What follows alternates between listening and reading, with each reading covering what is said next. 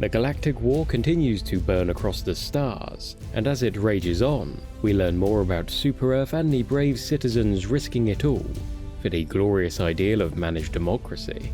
Now, due to a high level of interest, we here at Lore Tours have dispatched some of our most daring representatives to the front lines, interviewing members of the Helldiver Corps and intercepting Ministry of Truth broadcasts, through which we've learnt a lot of new details about Super-Earth, its military, the Galactic War, and the mind-blowing price of freedom.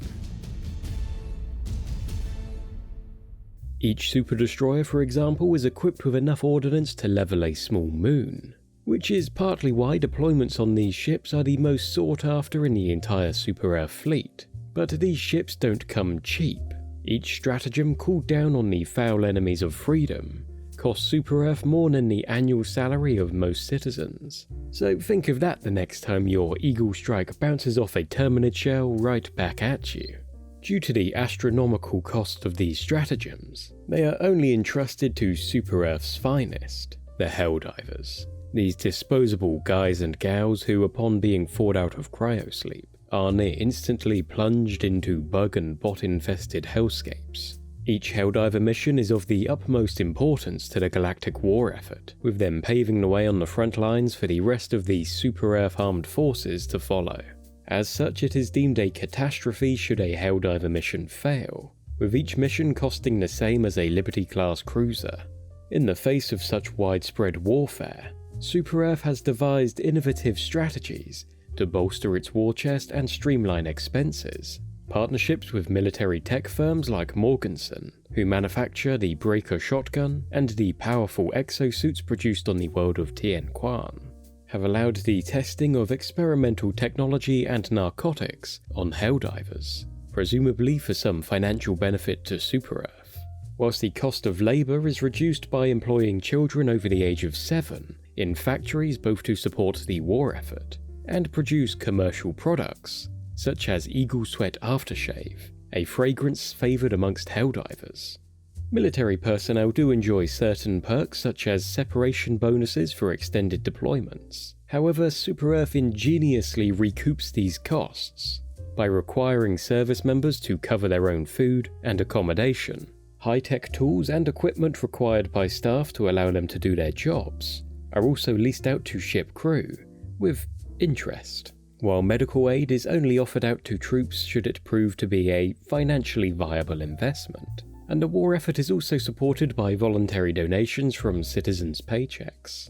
While this makes serving in the Super-Earth armed forces seem not particularly appealing, service does offer several benefits to enlistees. It contributes to increasing one's citizenship rank within the government's citizenship classification structure, a system designed to assess loyalty and grant societal perks based on rank. Higher citizenship levels come with advantages like the ability to keep small pets, such as a goldfish, as well as more annual doctor visits and access to prioritized waiting lines during elections. However, military service isn't the only path to elevate one's citizenship level. Reporting disloyal behavior, contributing to colonial efforts on new worlds, and the daily ritual of facing Super-Earth to pledge allegiance are all encouraged actions to demonstrate loyalty. The governance of Super-Earth is managed by the Democratic Council, an entity overseeing leadership elections based on citizens' democratic preferences, ensuring alignments with Super-Earth values. Key ministries include the Ministry of Truth, who handle propaganda, the Ministry of Science, who are responsible for analysing samples from alien worlds, and the Ministry of Defence, who are in charge of commanding the armed forces. But threats to the glory of Super-Earth are many. Since the self-righteous Illuminate aliens were cast out of the galaxy 100 years ago, a number of other threats to democracy have begun plaguing Super-Earth. The Terminids, after causing the deaths of over 189 million Super-Earth citizens in the First Galactic War, were contained to farm worlds. Here, Super-Earth benevolently harvested these creatures for the vital resource, E710. However, over the years, the Terminids have evolved, becoming more resilient and breaking free of their farms, infecting almost every world they encounter. In response, the Ministry of Defense initiated Operation Valiant Enclosure deploying the Helldiver Corps and SEAF forces to contain and corral the bug menace. Not long after this bug outbreak, the socialist automatons began terrorizing Super-Earth's colonies, killing its citizens and disseminating lies that undermine the principles of managed democracy. Some theorize that these robots are the creation of the half-human cyborgs, those who were defeated and relegated to working in the mines of their homeworld a century ago. One thing is for certain, however: the automatons cannot be allowed to reach the cyborg nation's capital of Cyberstan. And the last threat to Super-Earth comes from within its own society: the ungrateful Dissidents, citizens who have broken away from Super-Earth's guiding principles of freedom, liberty, and democracy, demanding to select their own political candidates, rather than trust the almighty Super-Earth voting algorithm.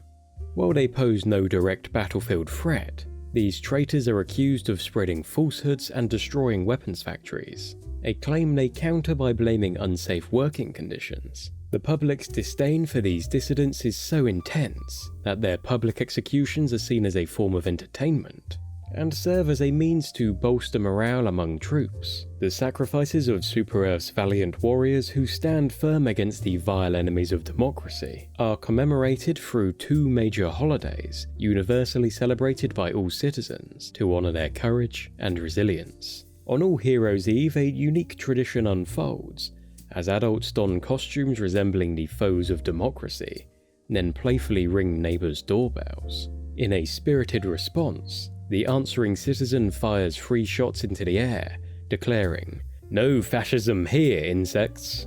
The evening culminates in a theatrical reenactment of the Battle of Liberty Peak, followed by the communal enjoyment of cake, symbolizing unity and triumph over adversity. Following this spirited celebration, Heroes Day offers in a period of reflection.